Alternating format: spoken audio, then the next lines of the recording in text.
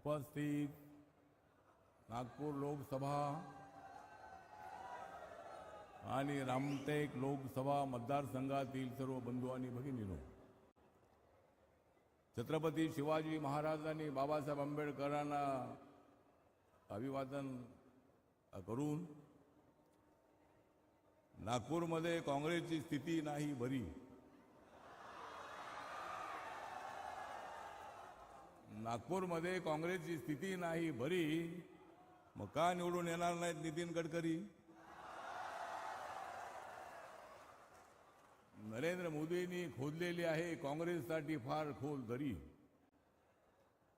नरेंद्र मोदींनी खोदून ठेवलेली आहे काँग्रेससाठी फार खोल दरी, कारण नरेंद्र मोदींची विकासाची वाटचाल आहे फारच खरी. जो उमेदवार काँग्रेसला हरवे, रामटेकमध्ये जो उमेदवार काँग्रेसच्या उमेदवाराला हरवे त्याचं नाव आहे राजू पारवे.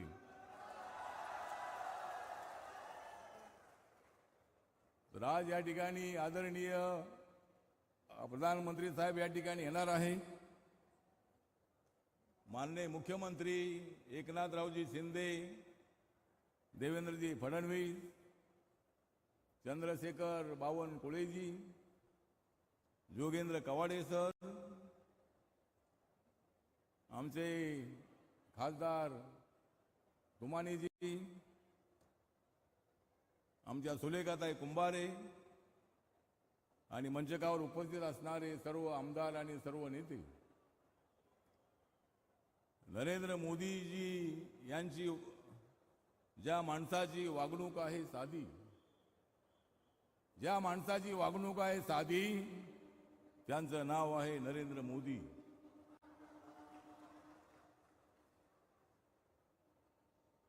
गावागावातली बोलत आहे दादी, गावागावातली बोलत आहे दादी, तिसऱ्यांदा बनणार आहेत प्रधानमंत्री नरेंद्र मोदी. राहुल गांधी, तुम्ही लागू नका आमच्या नादी.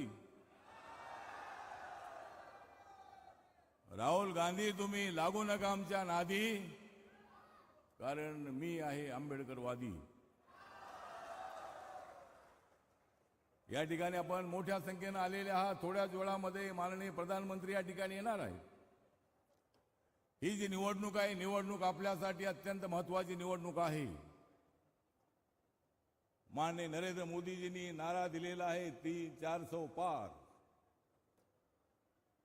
400 पार जागा करायच्या असतील तर या ठिकाणी राजूला, म्हणजे जे पार्लमेंटमध्ये जाऊन तुमची मांडणार आहे चांगली बाजू, त्याचं नाव आहे राजू. राजू पारवे नौजवान तरुण उमेदवार आपल्याला दिलेला आहे. रामटेक लोकसभा मतदारसंघामध्ये अत्यंत ऍक्टिव्ह असणारा,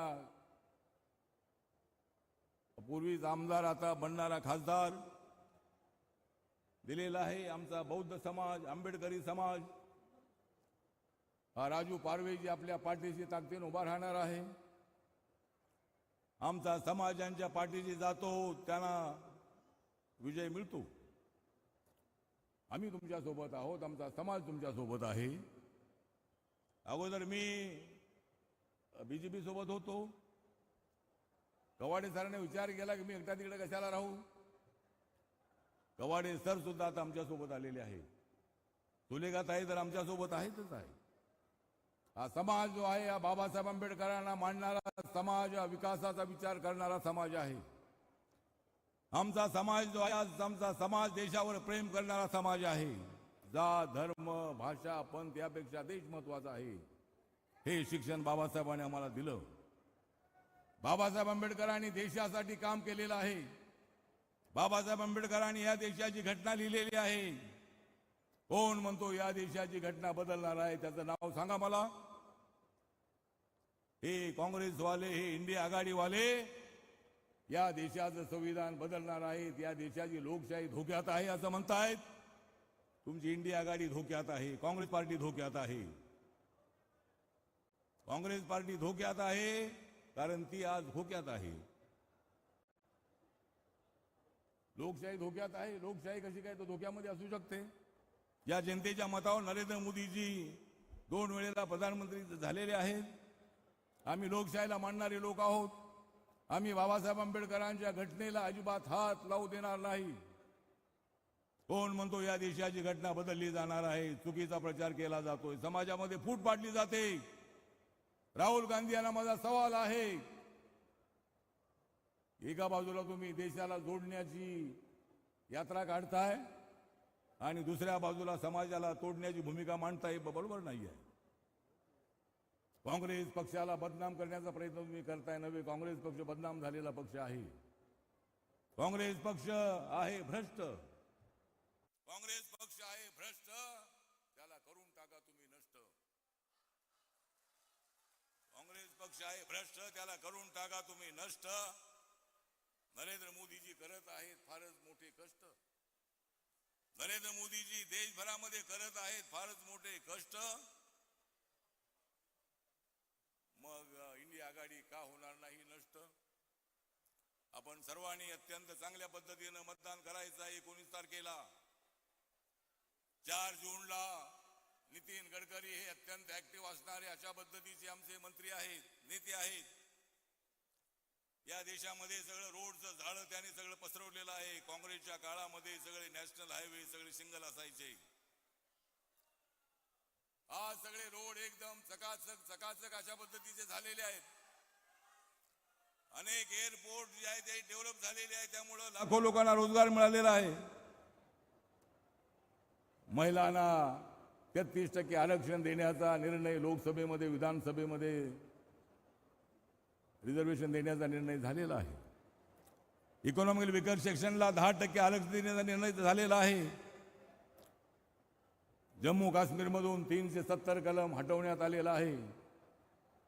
त्या ठिकाणचा आतंकवाद संपवण्यात आलेला आहे. आणि त्यामुळं आम्ही तुमच्या समोर आलेलो आहोत मतं मागण्यासाठी.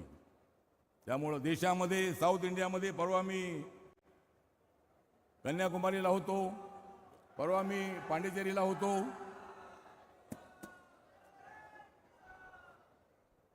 आणि आपले देवेंद्रजी सुद्धा तिकडे जाऊन आलेले आहेत. साऊथ इंडियामध्ये अत्यंत चांगली परिस्थिती आहे. तामिळनाडूमध्ये आपले लोक निवडून येणार आहेत बीजेपीचे.